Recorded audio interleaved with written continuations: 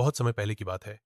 एक छोटा सा गांव था, नाम था ढेंचुपुर। गांव का नाम सुनकर ही लोग हौंस पड़ते थे, क्योंकि इस गांव में जितनी मूर्खताएं होती थीं, शायद किसी किताब में भी ना मिले।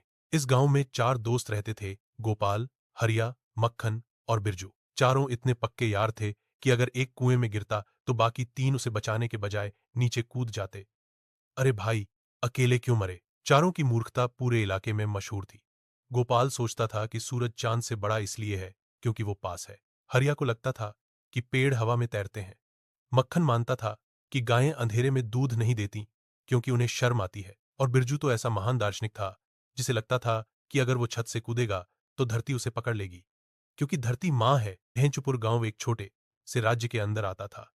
उस राज्य के राजा का नाम था राजा वीरेंद्र प्रताप सिंह, जो बहुत चालाक और बुद्धिमान था, लेकिन थोड़ा सा मनोरंजन पसंद करता था। उसे लोगों की मूर्खताएं देखने में बड़ा मजा आता था। एक दिन उसने ऐलान करवाया, जो भी सबसे अनोखी और उपयोगी योजना लेकर आएगा जिससे राज्य का भला हो, उसे 100 सोने के सिक्के इनाम में मिलेंगे। पूरा गांव खुश। किसी ने कहा, हम कुएं का पानी मीठा बना देंगे। किसी ने कहा, हम बादलों में छेद कर देंगे ताकि बारिश सही जगह गिरे। और तभी हमारे चार मूर्खों ने कहा, अब तो मौका है भाई, राजा को दिखाते हैं असली अक्ल। चारों बैठ गए नीम के पेड़ के नीचे। मक्खन बोला, देखो, हमें ऐसा आइडिया देना है जो और कोई ना दे सके। हरिया बोला, हम ऐसा पुल बना दें जो गांव से शहर तक जाए, पर हवा में। गोपाल बोला, नहीं भाई, हवा में पुल गिर जाएगा। हम ऐसा कुआं बनाते हैं जो पानी नहीं, दूध दे। बिरजू बोला, अरे तुम सब चुप रहो। हम राजा को कहेंगे हम चांद को रस्सी से बांध देंगे ताकि रात में वो भाग ना जाए। सभी बोले, वाह बिरजू, तू तो जीनियस निकला। फैसला हो गया, चांद बांधने की योजना लेकर जाएंगे। अगले दिन चारों दरबार पहुंचे। राजा अपने सिंहासन पर बैठा था। दरबार में मंत्री, सैनिक और लोग सब मौजूद थे। राजा ने पूछा, कहो भाइयों, क्या योजना लाए हो? गोपाल आगे बढ़ा, महाराज, हम चांद को रस्सी से बांध देंगे। पूरा दरबार हौंसी से फट पड़ा। राजा ने पूछा, क्यों भला? बिरजू बोला, ताकि वो भाग न जाए महाराज। रात को कभी पूरा दिखता है, कभी आधा। हम उसे पकड़कर स्थायी बना देंगे। राजा मुस्कुराया, और रस्सी कहां से लाओगे? हरिया बोला, हम गांव की औरतों की सारी चुनरियां बांध देंगे, लंबी रस्सी बन जाएगी। राजा ने कहा, और बांधोगे कहां? मक्खन बोला, पेड़ से। हमारे नीम के पेड़ की जड़ें बहुत गहरी हैं महाराज। पूरा दरबार ठहाकों से गूंज उठा। राजा बोला, ठीक है, करके दिखाओ। अगर बांध लिया तो सोने के सिक्के तुम्हारे। चारों बोले, जय हो महाराज की, और निकल पड़े अपनी रस्सियां लेकर। रात आई। चारों ने रस्सी जोड़ी, पेड़ के नीचे खड़े होकर आसमान देखने लगे। बिरजू बोला, देखो, चांद भाग रहा है। हरिया बोला, जल्दी रस्सी फेंको। गोपाल ने रस्सी हवा में उछाली और रस्सी एक गाय के सींगों में जा फांसी। गाय घबराकर भागी। चारों पीछे रस्सी पकड़े दौड़ते रहे, चिल्लाते हुए, चांद भाग गया, पकड़ो पकड़ो। पूरा गांव इकट्ठा हो गया। किसी ने कहा, देखो, हमारे वीर चांद बांध रहे हैं। राजा को खबर मिली। वह खुद देखने आया। गांव में चारों गाय के पीछे दौड़ रहे थे और रस्सी आसमान की ओर खिंची हुई लग रही थी, जैसे सच में चांद बंध गया हो। राजा ने हौंसी रोकते हुए कहा, वाह, तुमने तो कर दिखाया। चारों गर्व से बोले, हां महाराज, अब चांद कहीं नहीं जाएगा। राजा ने उन चारों को सोने के सिक्के देने की घोषणा कर दी। पूरा गांव तालियां बजाने लगा। पर तभी आसमान में बादल छा गए और चांद गायब हो गया। चारों मूर्ख बोले, अरे महाराज, रस्सी ढीली हो गई, चांद भाग गया। गाय रस्सी तोड़कर भाग गई और गांव के कुएं में गिर गई। पूरा गांव हौंसी से लौटपोट हो गया। राजा बोला, अरे वाह, तुम चारों ने तो मेरा मनोरंजन कर दिया। यही मेरा इनाम है। उसने कहा, तुम सबको मैं दरबार में रखूंगा। राज्य के आधिकारिक मूर्ख। कई हफ्तों बाद राज्य में एक संकट आया। एक पड़ोसी राजा ने हमला करने की धमकी दी। राजा वीरेंद्र ने सोचा, इन चार मूर्खों को काम पर लगा दूं, दुश्मन खुद डर के भाग जाएगा। चारों को बुलाकर कहा, दुश्मन को डराना है, कुछ भी तरीका अपनाओ। चारों ने कहा, महाराज, बस 5 मुर्गे दे दीजिए। राजा ने कहा, क्या करोगे मुर्गों का? बिरजू बोला, युद्ध से पहले दुश्मन को आवाजों से डराएंगे। चारों रात को दुश्मन की सीमा पर गए और मुर्गों को बांस पर बैठा दिया। फिर चारों खुद पत्तों से बने कवच पहनकर चिल्लाने लगे, कुकड़ू कू सेना आ गई। हम हवा के योद्धा हैं, हम चांद बांधने वाले योद्धा हैं। दुश्मन सैनिकों को लगा कोई पागल जादुई टोली आ गई है।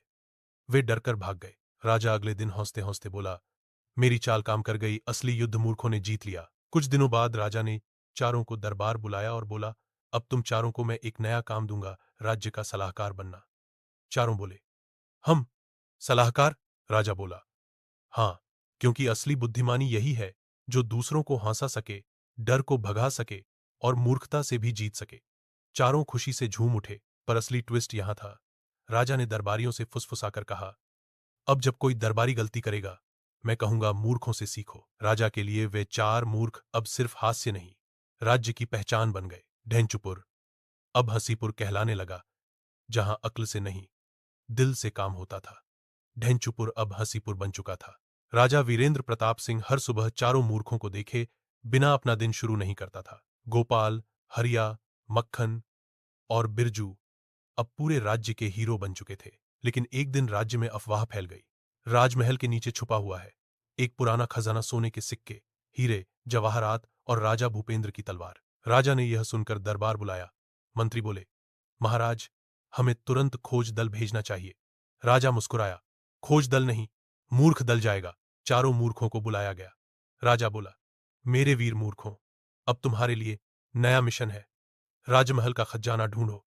जो ढूंढ लाएगा वो आधा खजाना रख सकेगा। चारों के मुंह से निकला, जय हो महाराज की, अब तो अमीर बन गए भाई। चारों ने गांव के चौपाल में मीटिंग बुलाई। बिरजू बोला, खजाना जमीन के नीचे होगा। गोपाल बोला, तो हमें ऊपर से नीचे तक खुदाई करनी पड़ेगी। हरिया बोला, पर जमीन खोदेंगे कैसे? मक्खन बोला, अरे फावड़ा क्यों इस्तेमाल करें, चलो हाथों से खोदते हैं, सस्ता पड़ेगा। चारों ने खुदाई शुरू की, लेकिन खुदाई के बजाय पास वाले कुएं की दीवार तोड़ बैठे। गांव के लोग चिल्लाए, अरे मूर्खो, ये क्या किया? गोपाल बोला, हम खजाना खोद रहे हैं, ना कि कुआं। किसी ने कहा, खजाना नहीं, अब मेंढक मिलेंगे। अगले दिन राजा ने उन्हें एक पुराना नक्शा दिया। नक्शे पर लिखा था, जहां तीन पेड़ खड़े हों उनके बीच गड़ा है खजाना। चारों निकल पड़े। चलते चलते उन्होंने देखा तीन पेड़ एक साथ खड़े हैं। हरिया बोला, बस यही जगह है। मक्खन बोला, अरे पर यह तो गांव की श्मशान भूमि है। बिरजू बोला, कोई बात नहीं, भूतों से दोस्ती कर लेंगे। रात को चारों वहां पहुंचे। अंधेरा, सन्नाटा और उल्लू की आवाज। गोपाल डरते हुए बोला, अगर कोई आत्मा आ गई तो? हरिया बोला, हम कह देंगे हम खजाने के वारिस हैं। चारों ने खुदाई शुरू की। तभी मिट्टी से एक पुराना बक्सा निकला। मिल गया, सब चिल्लाए। पर जब खोला, अंदर निकली पुराने राजा की जूतियां। मक्खन बोला, ये हीरे की तरह चमक रही हैं। बिरजू बोला, शायद यही खजाना है। जब चारों वो जूतियां लेकर दरबार पहुंचे, राजा ठहाका मारकर हौंस पड़ा।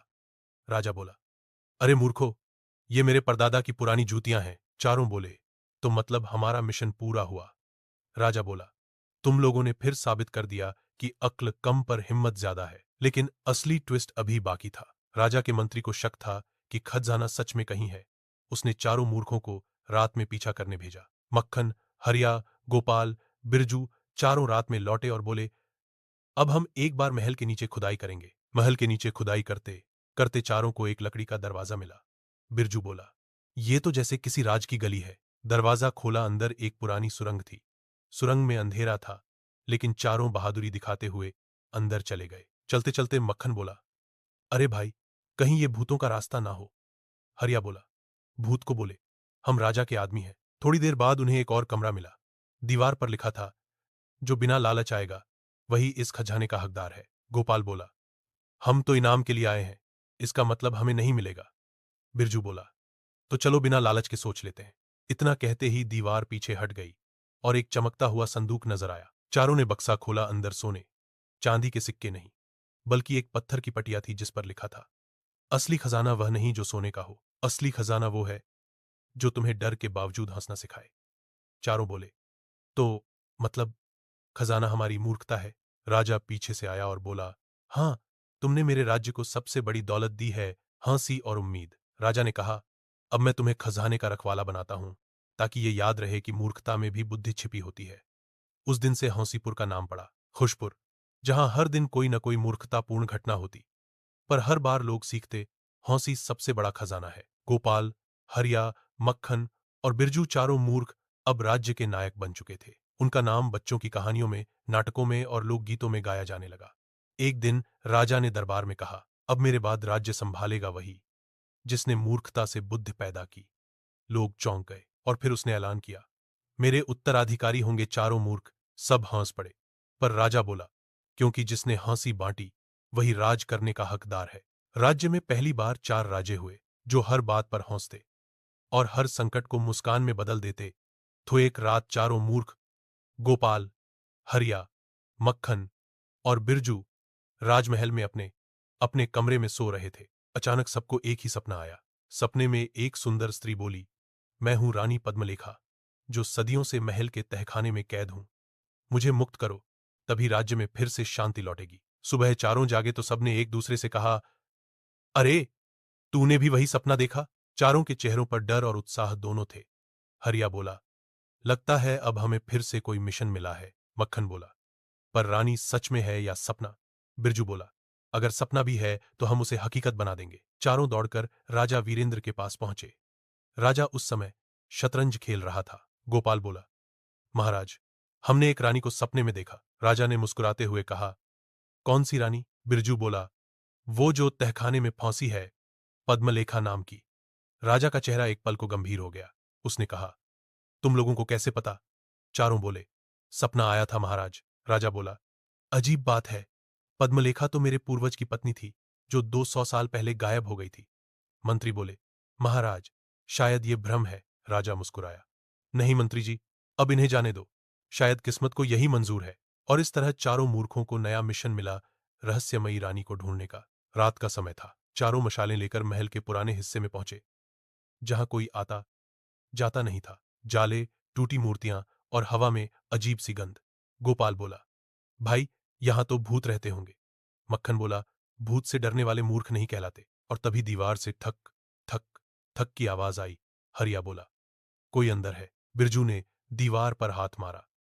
अचानक दीवार घूमी और चारों अंदर गिर पड़े। वे पहुंचे एक गुप्त कमरे में जहां दीवारों पर पुराने राजाओं की पेंटिंग्स थीं और बीच में एक सोने का सिंहासन था। उस सिंहासन पर बैठी थी वही औरत, रानी पद्मलेखा। रानी ने कहा, मैं सदियों से इस महल में बंद हूं।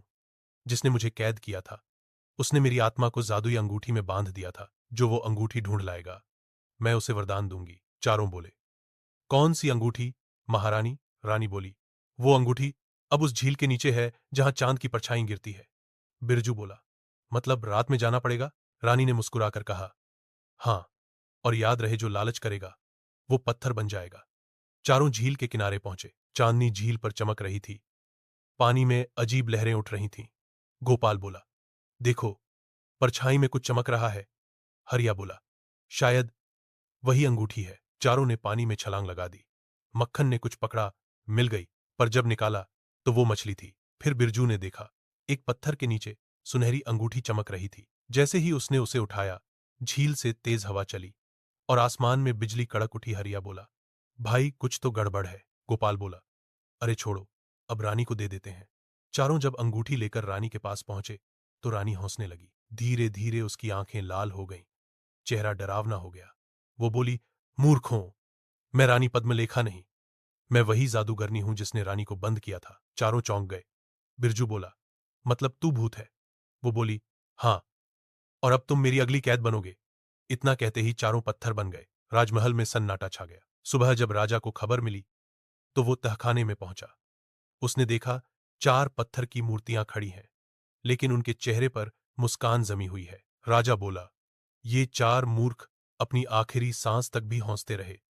शायद यही वजह है कि उस जादूगरनी का श्राप उन पर पूरी तरह असर नहीं कर सका। राजा ने पुरानी पुस्तकों में ढूंढकर एक मंत्र पढ़ा, जो सच्चे दिल से हंसे उस पर कोई श्राप नहीं चलता। मूर्तियां चमकीं और चारों जिंदा हो गए। सबसे पहले बिरजू बोला, भाई, ये किसने लाइट ऑन की? चारों ने हिम्मत दिखाई। गोपाल बोला, अब जादूगरनी को पकड़ना होगा। हरिया बोला, कैसे? मक्खन बोला, हंसी से। उन्होंने रानी की तरह सजी जादूगरनी को बुलाया और कहा, महारानी, पहले फोटो खिंचवाइए ताकि इतिहास में आपका नाम रहे। जादूगरनी मुस्कुराई और जैसे ही उसने पोज दिया, बिरजू ने कहा, अब हंसिए। चारों ने एक साथ ठहाका लगाया। उनकी हंसी की गूंज इतनी तेज थी कि जादूगरनी का जादू टूट गया और वो राख बन गई। राख के बीच से एक उजाला निकला। वो असली रानी पद्मलेखा थी। उसने कहा, तुम चारों मूर्ख नहीं, मेरे राज्य के रक्षक हो। उसने राजा वीरेंद्र को प्रणाम किया और कहा, अब इस राज्य में कोई अंधकार नहीं रहेगा, क्योंकि यहाँ के मूर्ख सबको हंसाना जानते हैं। रानी और राजा ने मिलकर हंसीपुर में एक नया महल बनवाया, जिसका नाम रखा गया मूर्ख महल। वहां रोज बच्चों को सिखाया जाता।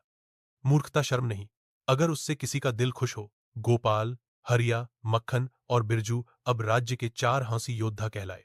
जब भी किसी पर दुख आता, वे हंसी की सेना लेकर पहुंच जाते।